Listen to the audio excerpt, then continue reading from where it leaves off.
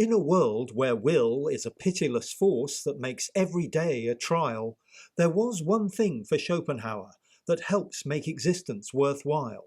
One thing to lift the pessimist's frown into something resembling a smile.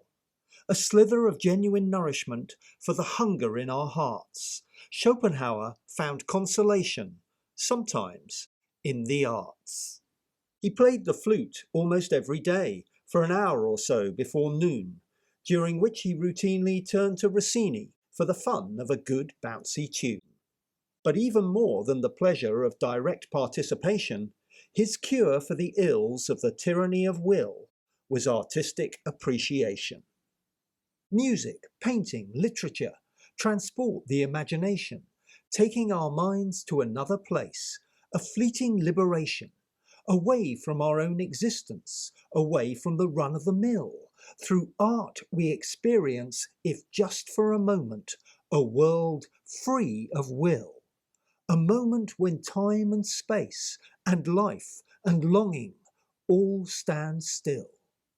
Through aesthetic contemplation, we find sublime release from the burning, harmful drives that overwhelm our lives.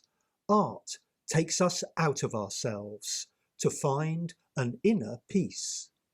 Artists return the compliment. His view of the human condition fed the minds of authors and playwrights who all gave him due recognition. Name-checked by Chekhov, Tolstoy and Proust, his cosmos of unfeeling will also shaped Hardy's Jude the Obscure and Tessa the d'Urbervilles. But art's healing power for Schopenhauer was in music most truly expressed. He struck a deep chord with Wagner, who, on reading him, was so impressed, he stopped in the middle of writing The Ring and embarked on something bolder, the transcendental ecstasy of Tristan and Isolde. And if 5 hours of opera for some is a bit too long, Schopenhauer's name also pops up in a 3-minute Gershwin song.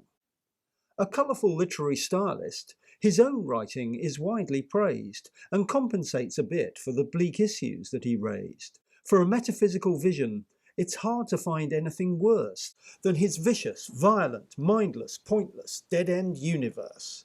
But call him Mr. Negative, and he'd brush off such attacks. A pessimist is an optimist in full possession of the facts.